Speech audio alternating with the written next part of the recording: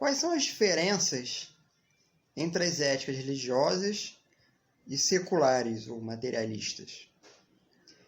Acompanhe o vídeo, vamos juntos descobrir.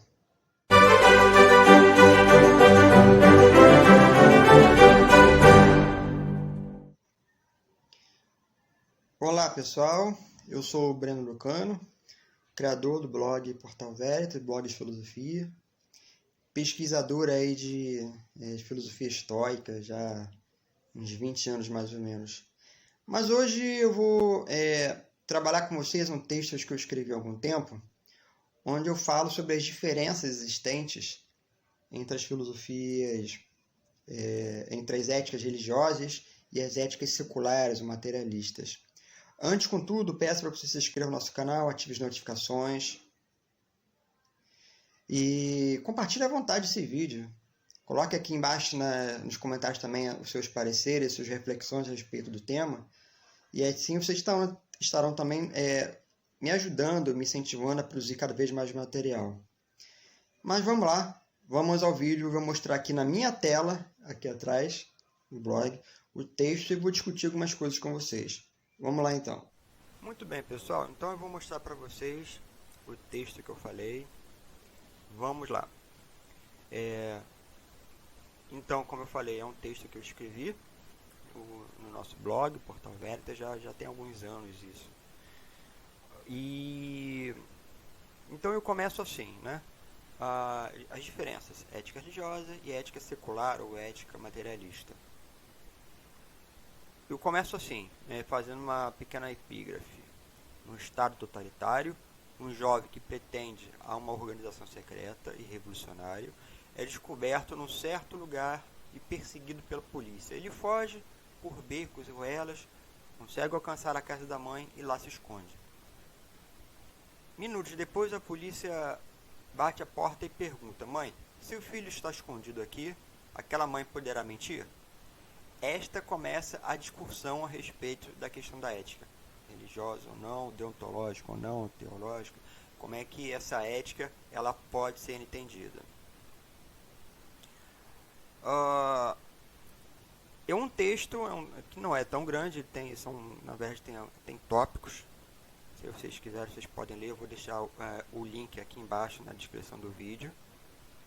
Mas, basicamente, o que ele vai falar é que nós tivemos um debate uma vez e fizeram essa pergunta, né?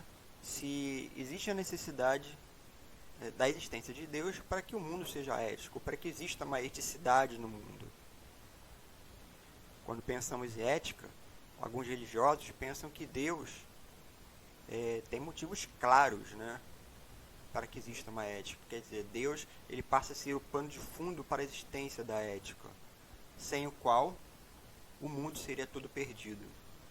Deus possui a dupla função de legislador, quer dizer, ele diz o que é o bem e o que é mal, e ao mesmo tempo ele também é um juiz, que julga quem escolhe livremente o mal, e também o bem, evidentemente.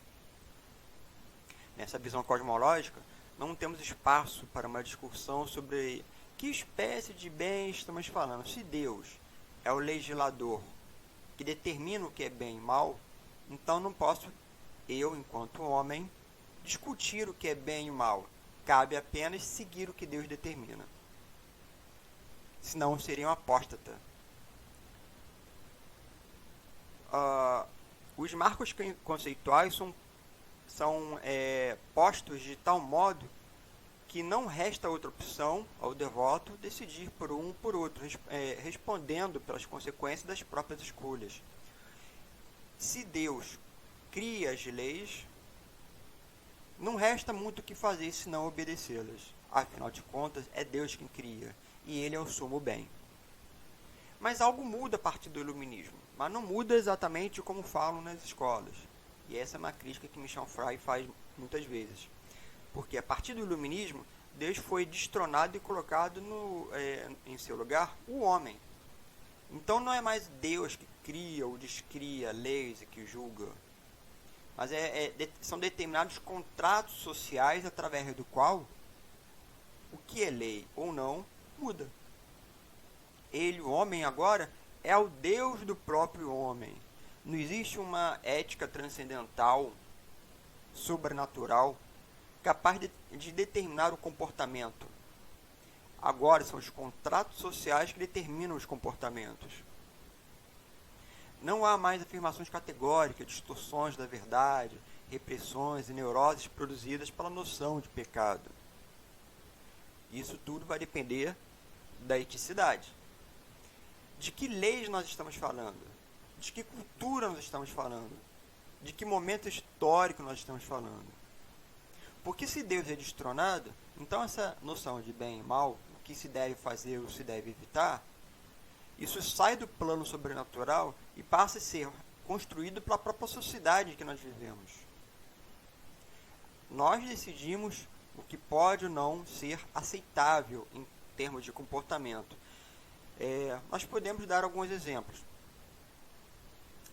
Se nós pensarmos há 50 anos atrás, 70 anos atrás, a questão do casamento gay, por exemplo, era uma coisa inaceitável. Hoje, vários países aceitam isso. Nós podemos pensar no divórcio.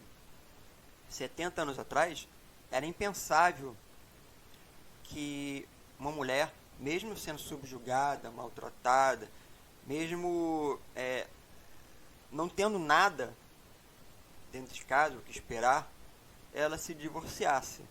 Hoje isso é possível. E a mulher se torna protagonista de sua própria vida. O homem não é mais o sujeito que deseja o transcendente, com o intuito de encontrar consigo mesmo, mas alguém que vive o tempo presente, extintas as esperanças numa vida futura, que nunca chegará, porque a vida termina na morte, pode-se traçar o seu próprio caminho, suas próprias buscas, sem o terrível medo do pecado que conduziria aos abismos infernais. É evidente que essa ruptura produzida pelo iluminismo, e é por isso que radicais islâmicos volta e meia atacam Paris, né, porque Paris foi o berço do iluminismo, ou seja, com essa ruptura de Deus.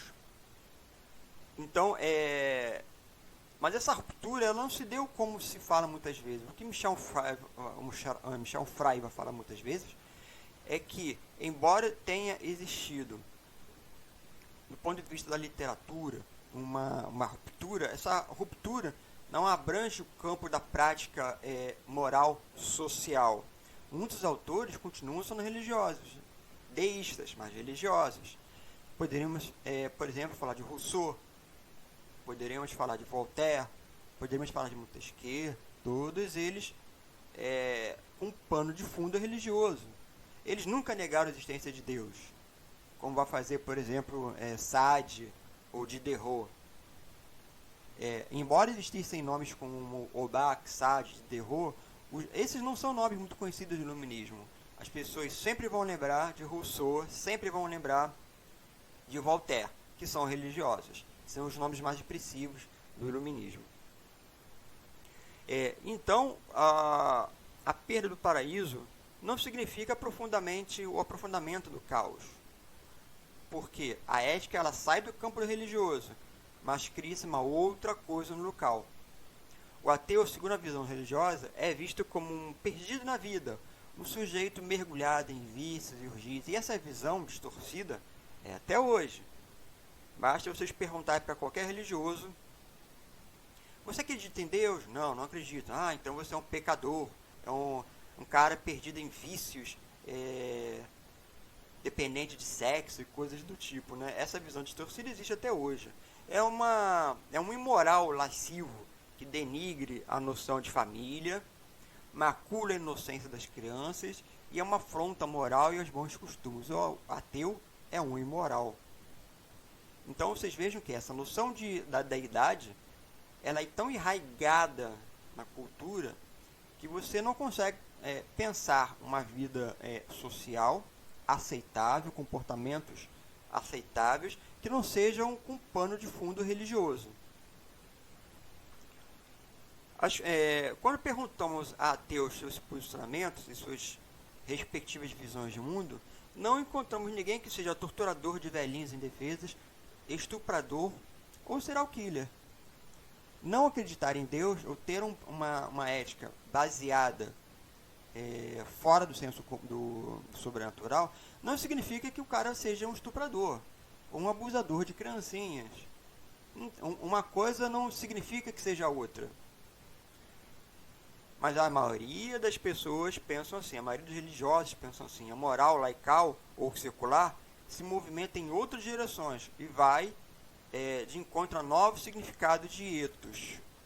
Ou seja, o ethos, a eticidade, o comportamento moral sai do campo sobrenatural e outras coisas, como eu falei, entram no lugar. A discordância das duas éticas é clara. Se a ética secular confia na razão humana como origem da liberdade, a ética religiosa confia na fé como produtora da salvação. Você tem um bom comportamento porque seu comportamento deriva de Deus e, portanto, você tem a salvação. O pano de fundo da ética religiosa é a salvação, não é o agir bem na sociedade para que a sociedade progrida. A ética religiosa sempre tem o pano de fundo religioso da salvação. Se a ética secular prega a liberdade individual do aqui e agora, a ética religiosa afirma novos universais já presentes nos sábios chineses, Aristóteles, estoicos e Kant. Ou seja, ao mesmo tempo que a ética secular pensa muito na liberdade individual, quer dizer, você é capaz de traçar a sua própria vida, os religiosos colocam muito assim, no sentido de você agir bem, para que agindo bem você tenha uma recompensa posterior. Se a ética secular prega liberdade sexual e confia no preservativo contra doenças, a ética religiosa propõe como profilaxia a felicidade no amor e espiritualidade do sexo. Algum tempo atrás eu já vi, por exemplo, Francisco I, o Papa, falar que o cristão não deve ser igual ao coelho. Não é porque existe que a preservativo não é recomendado que você vai ter 20 filhos. Essa é uma outra perspectiva traçada por essa ética religiosa. Mas, de modo geral, eles têm essa questão de negar a existência do preservativo, inclusive das pílulas anticoncepcionais, porque o nascimento é entendido como uma dádiva para eles. O nascimento, a vinda do bebê, ao mesmo tempo que confirma a existência da família tradicional, criada por Deus, ela legitima a bênção do próprio Deus. Por isso, é impensável que você pense em preservativo. O filho é sempre uma dádiva. Agora, quem vai criar 20 filhos, essa é a pergunta, né? Se a ética secular defende o prazer dos sentidos, a religiosa pratica o celibato de ministros cristãos e budistas. Ou seja, ao mesmo tempo que você pode vivenciar a própria sexualidade, não a própria sexualidade, vamos colocar a sexualidade no sentido freudiano, né? Os sentidos. Os religiosos vão pensar muito na superação dos sentidos, já que o mundo é passageiro, você supera os sentidos para que você possa alcançar a graça. Ou seja, saindo da roda do samsara para os budistas, ou seja, alcançando a salvação para os cristãos. Os seculares, de modo geral, vão tentar viver intensamente o aqui e agora. Porque, na verdade, é a única coisa que nós temos, né? Se existe no samsara, nirvana, ou outros paraísos sobrenaturais, essa é uma questão muito mais vinculada à metafísica do que ao mundo aqui agora, ao mundo imanente, né? Então as diferenças são inúmeras. Se Deus for destronado, serve de referencial para a ética, a razão. Dessa forma, existem várias perspectivas para que nós pudéssemos pensar sobre a ética laical. Então nós temos, por exemplo, a ética do dever, como em Kant. O que vale na verdade não é a salvação, mas é o agir pelo agir. O agir pelo agir, quer dizer, a deontologia, determina o próprio valor da coisa. Se eu ajo em função de uma outra coisa, então o meu agir perde seu valor. Apenas o agir tem valor, nada mais do que isso. Nunca em função de alguma coisa. Você não pode instrumentalizar as coisas. Isso para Kant. Existe a questão da ética nihilista, né? Nietzsche, Sartre, o bem é o nada. Se não existe nada, você cria a sua própria vida. Você dá significado à própria vida. Como em Sartre, por exemplo, né? Você cria horizontes. É isso que vai falar, por exemplo, Zaratustra. É isso que vai falar o Condottiere de Michel Onfray. Você criar perspectivas para você mesmo.